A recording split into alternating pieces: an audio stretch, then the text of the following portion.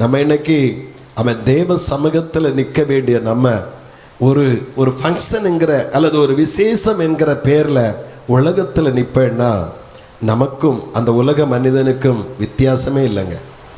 புரியுதா உங்களுக்கு? ஒரு ஞாயிற்றுக்கிழமை, ஒரு வெள்ளிக்கிழமை, ஒரு செப நேரத்தில் அதுக்கு வித்தியாசமே இல்லை. நம்ம என்ன நினைக்கிறோம்?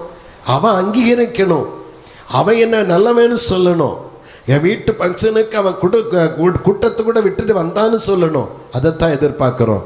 ஆனால் உன்னை அழைத்த தேவன் துக்கப்படுவார், என்னை அழைத்த தேவன் துக்கப்படுவார். அல்லேலூயா, கர்த்தருக்கு ஸ்தோத்திரம். அதனால தான் உலகத்துக்குள்ளே சிக்கிவிடக்கூடாதுங்கிறது இதுதான் சொல்லுகிறது.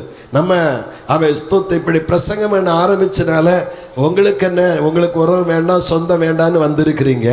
அவன் ஸ்தோத்தன் எங்களுக்கு 4 பேர் வேண்டாமா? 4 பேர் வேணும். எதுக்குன்னா அவன் கடைசியில் சுமக்கிறதுக்கு மட்டும்தான். அல்லேலூயா, கர்த்தருக்கு ஸ்தோத்திரம். ஆமென். அதுக்காக மனுஷ அங்கீகாரம் பெறுவதற்காக தேவனுடைய பிள்ளைகள் இன்றைக்கு வரிந்து கட்டிக்கொண்டு உலகத்திற்குள்ள போகக்கூடாது என்று வேதம் சொல்லுகிறது.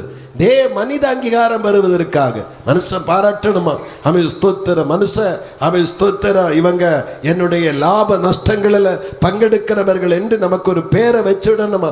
அதற்காக தேவனை தூக்கி ஓரம் போட்டுட்டாலும் பரவாயில்ல, என்னை ஆசீர்வாதத்தின் மகனாக மாற்றுகிற சாபத்தின் பிள்ளையாக இருந்த நான் என்ன, அவன் நரகத்தின் பிள்ளையாக இருந்த என்ன, ஆண்டவருடைய சமூகத்தில் நிற்க தகுதியற்றிருந்த என்ன ஆண்டவர் ரட்சித்து அவருடைய ஆசீர்வாதத்தின் பிள்ளையாக என்னை மாற்றின அவரை, எனக்கு ஆசீர்வாதம் என் மேல் இருந்த சாபத்தை எல்லாம் அவரே ஏற்றுக்கொண்டு கல்வாரி சிலுவையில் வெற்றி சிறந்த அவரை நான் தூக்கி தூரப்படுவதற்கு தயாராக இருக்கிறேன். அதுதான் நம்ம உலகத்துக்குள்ள போய் சிக்கிடக்கூடாதுன்னு